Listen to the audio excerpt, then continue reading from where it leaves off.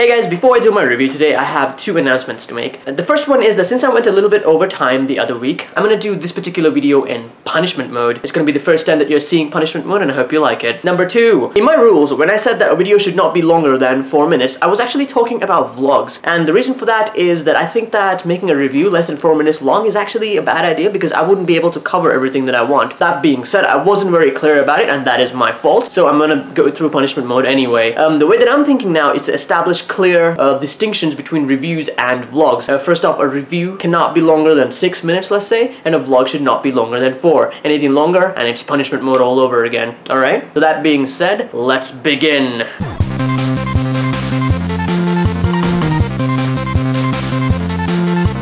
Hey guys, finally welcome to my review of Guardians of the Galaxy. But since this review is gonna be in punishment mode, I'm gonna explain to you how it works. This particular punishment is gonna be where I'm gonna have hands near me and they're gonna slap me every time I stop a sentence.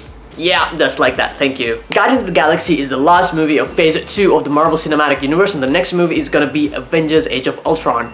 Ow. The movie stars Chris Pratt, Zoe Saldana, Dave Bautista, and the vocal talents of Bradley Cooper and Vin Diesel. The movie also stars Benicio del Toro, a Russian astronaut dog, and a bunch of other characters that I know and liked. Ow. The basic plot of the movie is that Peter Quill, who's a scavenger, ends up finding a really valuable and dangerous item. This item puts him on the crosshairs of some of the galaxy's biggest players, and they all want him dead. Add to the mix bounty hunters, item hunters, and people who are generally out to ruin his day, and we have him slowly coming into contact with the people who make up the team known as the Guardians of the Galaxy. A bunch of thieves, crooks, and maniacs who in the end come together because no one else can and no one else will, because they're some of the idiots that live in the galaxy, it seems. The villain of the movie is Ronan the Accuser, a Kree, and somebody who I know from the comics, and he was rather well done. His costume was all black, so it wasn't all that memorable, but the guy had a big ass hammer and that looked pretty awesome. This guy's apparently finding some things known as the Infinity Stones. Ooh, what could they be? And giving them to Thanos, the guy that you saw at the end of the Avengers. I'm not gonna go any more into the plot, so just leave it there.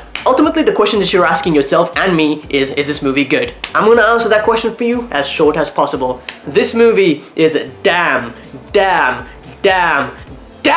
good.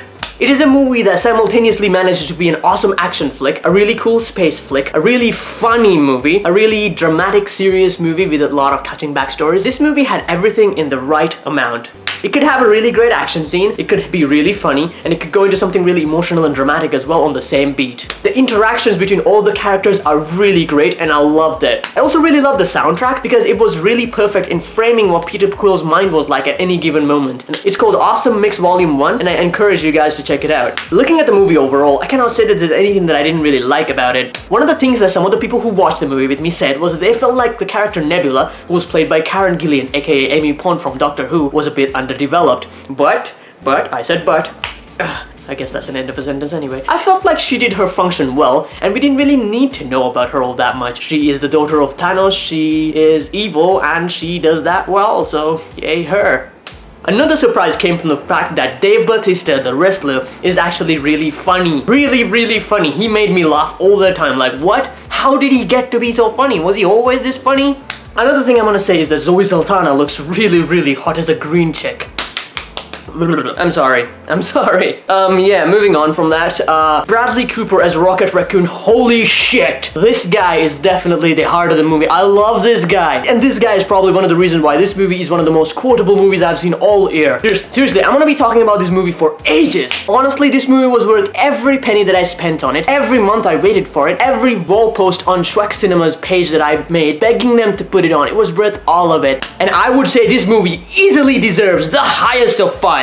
Son of a bitch! And so that is my review of Guardians of the Galaxy. I no longer have any movies that I really want to see this year, so I'm just gonna go through whatever comes out just for you guys. And in the meantime, I'm gonna be getting myself the DVDs to check out some of the movies that came out earlier this year that I couldn't catch because they didn't air them on Shrek for some reason.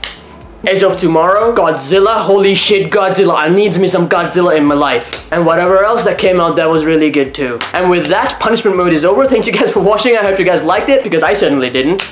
I totally loved it. Totally, it was awesome, amazing, love it. Anyway, see you on Thursday. Ow.